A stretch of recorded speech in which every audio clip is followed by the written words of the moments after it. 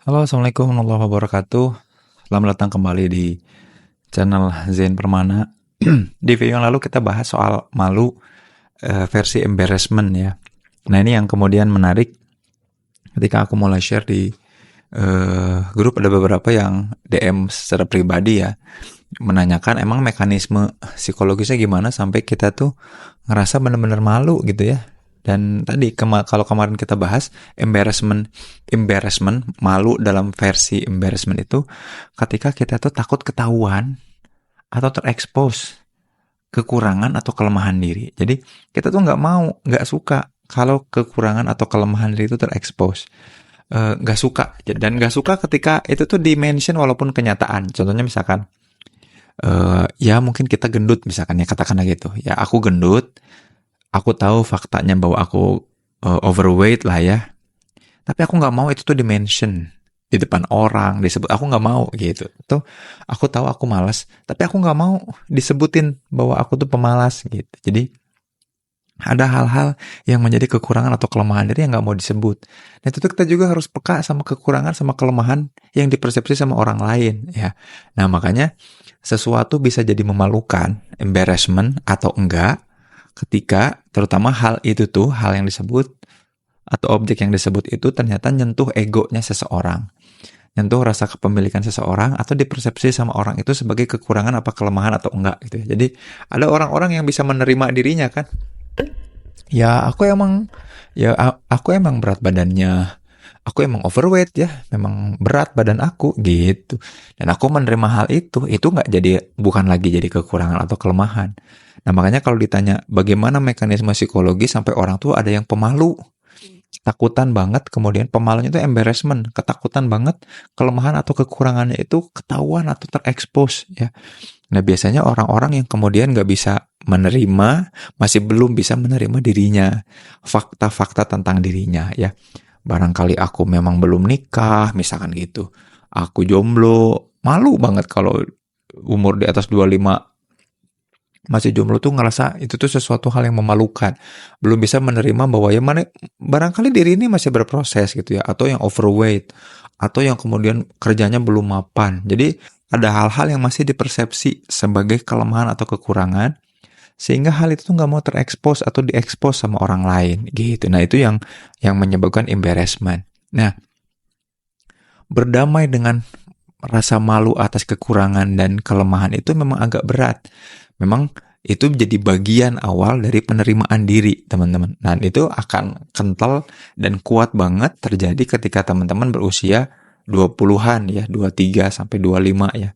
Dan itu erat kaitannya sama fenomena quarter life crisis. Jadi buat teman-teman yang ada di fenomena itu juga ngaruh banget. Tapi kita akan coba bacain. Cuma 2 ya ternyata yang nge-reply di nggak begitu laku ternyata. Mungkin lagi udah pada sibuk mau mudik dan lebaran ya.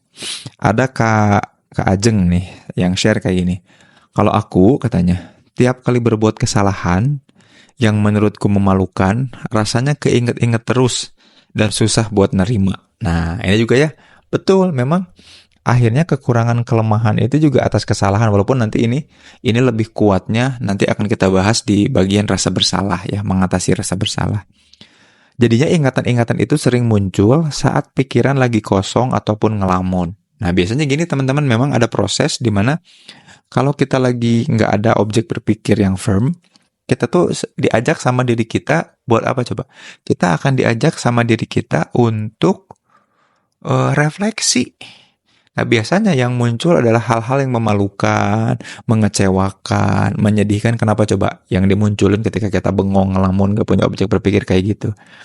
Ya karena kita diajak untuk menerima gitu. Makanya penerimaan ini juga jadi bagian penting buat kehidupan kita ya teman-teman ya. Kak Ajeng nih makasih udah sharing ya. Betul, jadinya kesel sama diri dan terus buru-buru mengalihkan pikiran ke hal lain. Nah, mestinya ketika kita udah mulai diajak sama diri sendiri buat berpikir ke hal-hal yang memalukan, mengecewakan ya, yang kita sesali, kita coba berdamai sama diri, jangan dihindari, tapi bukan kita lawan ya, kita konfrontasi, ayo ngobrol, ayo diri ini kita ngobrol kayak gitu ya. Nah ini Kak Siti Rahe, makasih ya, ini aktif banget di channel broadcast, makasih udah sharing. Semoga Allah memberkahi ya. Capek sendiri katanya, akhirnya aku ngelawan benteng itu dan ngerasa ringan. Jadi diri sendiri, betul. Bukan dilawan ya, tapi dihadapi, diatasi, diregulasi, coba kita atur, kita arahkan. Itu tuh nanti betul rasanya akan jadi ringan. Ya, ringan menjadi diri sendiri, nyaman, lebih nyaman ketika menjalani hidup, dan yang paling menyenangkan katanya adalah lebih rileks dan elegan, nyekakmat orang toksik ya. Jadi ketika kita berhadapan dengan orang-orang yang barangkali berusaha mengekspos kekurangan atau kelemahan kita, kita jadinya biasa aja. Kenapa biasa aja? Ya aku juga tahu kok itu bagian dari diriku dan aku udah terima. Lo kenapa nge-expose kelemahan? Kebayang nggak? Benar-benar teman-teman kebayang ya? Kan embarrassment atau rasa memalukan itu hadir ketika kita nggak mau terekspos kekurangan atau kelemahannya. Nah, kalau kita udah nerima itu, walaupun orang-orang sengaja mengekspos kekurangan atau kelemahan kita, kita baik-baik aja.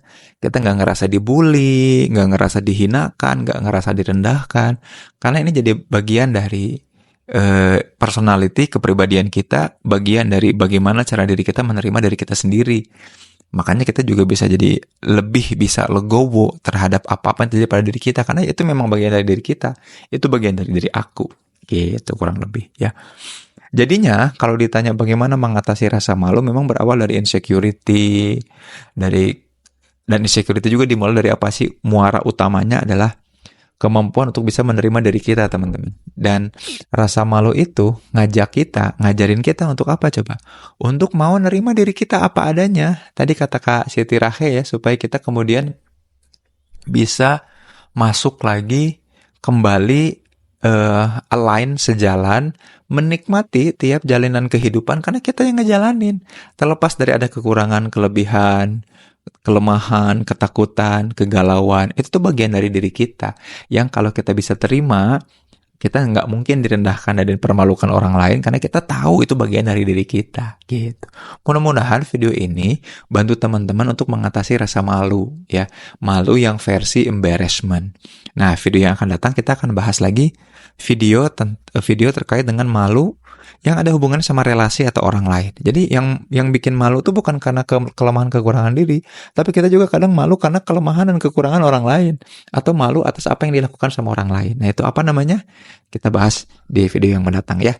Jangan lupa like, subscribe, dan teman-teman sharing mungkin punya pengalaman apa terkait dengan mengatasi embarrassment. Sampai jumpa di video selanjutnya ya. Assalamualaikum warahmatullahi wabarakatuh.